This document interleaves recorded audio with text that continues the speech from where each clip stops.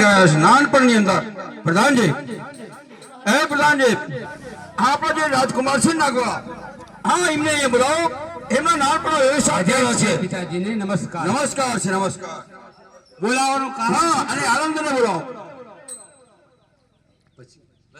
હા બોલાવો એક કામ છે નાગવાળા હવે તમે મોટા થઈ ગયા છો હા અને મારી ઉંમર થઈ ગઈ છે આજે આ સમિયાનગરની પ્રજાને એને સરખો ન્યાય આપ્યો છે સમિયાણા નગરની ગાદી હા એ લોકોને બી સરખો ન્યાય આપ્યો છે પણ મને વિચાર આવ્યો છે કે ચાર ધામ યાત્રા જાઓ એ પણ આ રાજની સત્તા હું તમને સુપરત કરું છું એવી રીતે આ રાજ સત્તા સંભાળી છે એવી રીતે હા અને આનંદનો માફક પણ આવી ગયો છે આનંદ આવે છે હા તો પિતાજી હા આનંદે કોણ છે?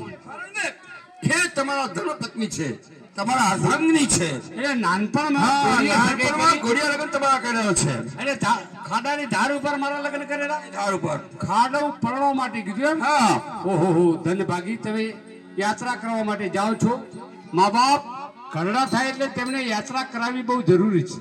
જીવનમાં જીવ્યા કરતા જોયું પડે. બોલો બરાબર છે તો બાપુજી હા. આજે આ સમિયાણા નગરનું રાજ હું તમને સુપરત કરું છું હા હું આજે સ્વીકારું છું હે. અને કોઈ પણ જાતની ફરિયાદ નહીં આવવા દઉં. જો હું જાઉં છું ચાર ધામની યાત્રાએ જય બોલે જય બોલે જય. હા આવે છે ઓહો આનંદ આવે છે આજે આવો ભાગ્ય કે પિતાજી આજે મને આ સિમિયાણા નગરની ગાદી આપી અને લક્ષ્મી જેવી આનંદ રાણી નો માફો આજે આવે છે. તો હવે આ રાજ મને સુપ્રત કરે છે પિતાજી. હા હું જાઉં ખૂબ છું ખૂબ આભાર છે. બરાબર હા જાઓ.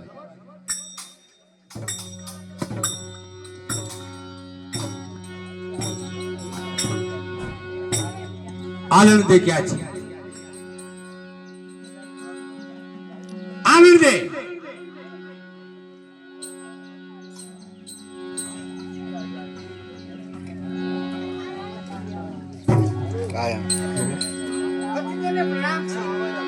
નમસ્કાર છે. આજે પિતાજી યાત્રા કરવા માટે ગયા. લક્ષ્મી આનંદનો માફો આજે આવ્યો. તારીને મારી આજે પહેલી મુલાકાત છે.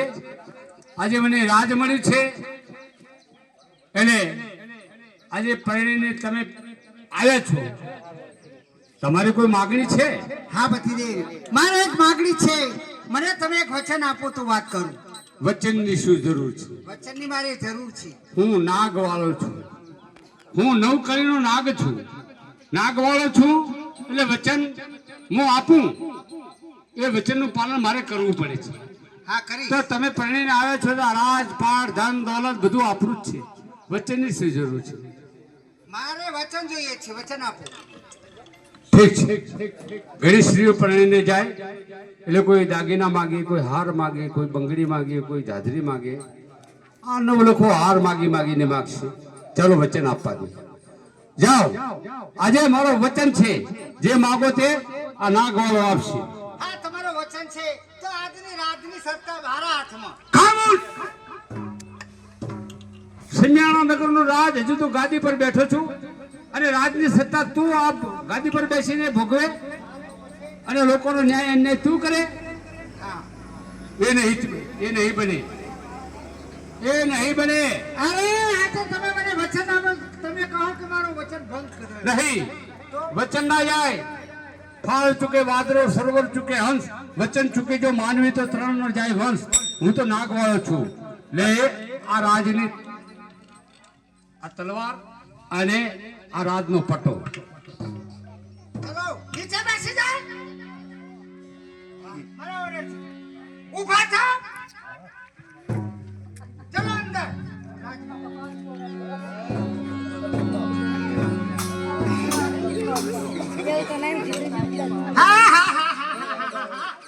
આ બધી રાજની સત્તા તો મેં લઈ લીધી છે પણ હવે મને ચેન પડતું નથી. બસ હવે મારે વિચાર છે મસ્ત ભેંસ લાવે. ચાંદની ભેંસ લાવે એટલે એને મારે શું જોઈએ? સોકળ સિલો જોઈએ સોનાનો અને સોકળ જોઈએ ચાંદીનો. માટે હાલ બસ મારે ભેંસ જોઈએ છે. મારે બસ એ મારે ભેંસ આવે તો બધું કામ કરું ને. બસ મારે ભેંસ જ જોઈએ છે. કામ ને કામ શું છે? બંધ રાખો. શું છે? મારે તો ભેજ જોઈએ છે બસ નવચંદ્રી ભેજ જોઈએ છે અરે ગાડી રાણી, મારે તને ગાડી કહેવી પડે છે. આપણા રજવાડામાં તો શું જોઈએ? હાથી જોઈએ, ઘોડા જોઈએ, ઊંટ જોઈએ યુદ્ધ કરવા માટે. આપણા રજવાડામાં ભેંસ ના હોય. આપણા ગામની અંદર ખેડૂતો બધા ભેંસો ને ગાયો બધા રાખે. રજવાડામાં ભેંસ ના શોભે, બુદ્ધિની બારદન. ના મારે ભેજ જોઈએ છે બસ મારે બીજું કઈ ના જોઈએ તો કોઈ મારો વચન ભંગાયો બેસી જાવ નીચે તાત્કાલિક જોઈએ બસ કામ કામને કામ મારે હશે. કામ જોઈએ આપણા ગામના નગર શેઠ છે મફતલાલ શેઠ, એ કસ્તુરીના વેપારી છે.